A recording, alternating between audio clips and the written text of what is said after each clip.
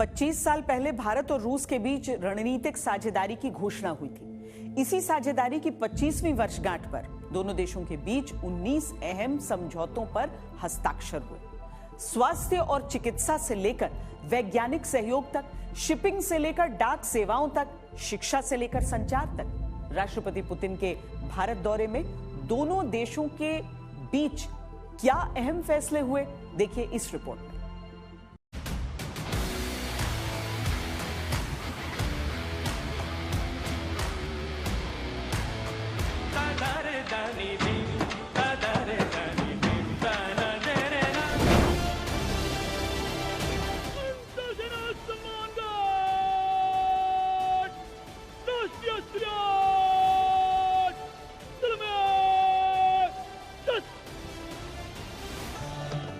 वैष्णवजन तो तेने कहिए जे पीड़ पराई जाने रे।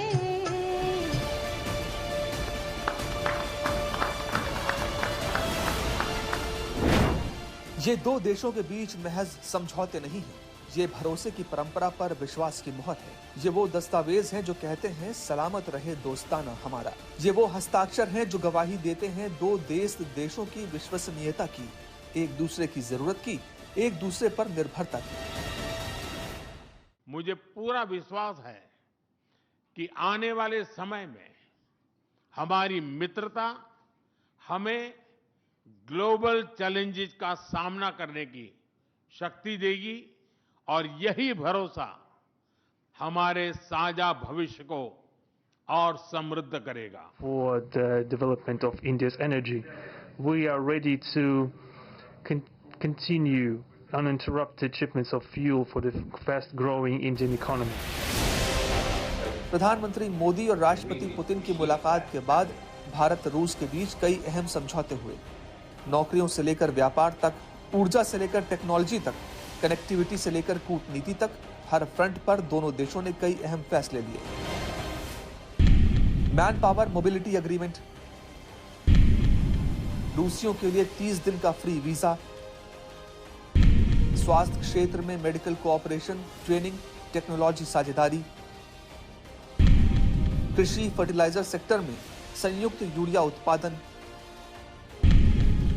ऊर्जा क्षेत्र में अनइंटरप्टेड फ्यूल सप्लाई का आश्वासन, राष्ट्रीय करेंसी में दोनों देशों के बीच ट्रेड तेज,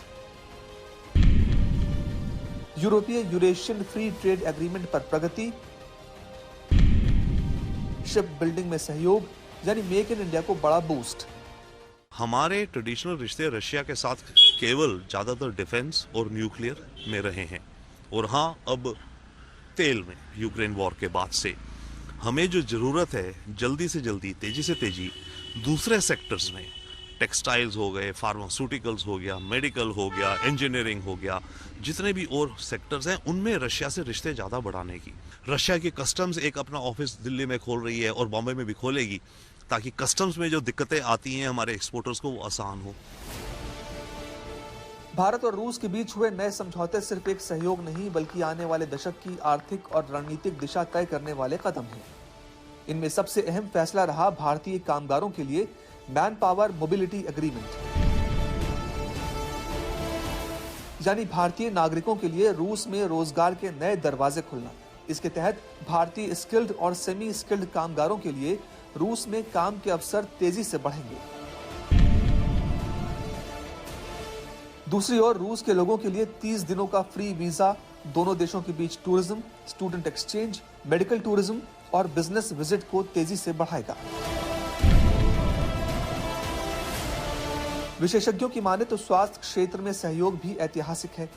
इसके तहत भारत को एडवांस मेडिकल टेक्नोलॉजी, नए रिसर्च मॉडल और ट्रेनिंग का फायदा मिलेगा, जबकि रूस को भारत की विश्वसनीय और सस्ती जेनेरिक दवाइयों तक आसान पहुंच मिलेगी। रशिया की एजुकेशन एजेंसी अपना दफ्तर यहाँ खोल रही है ताकि इंडियन स्टूडेंट जो जाते हैं उनको एक सिंगल विंडो सिस्टम मिले।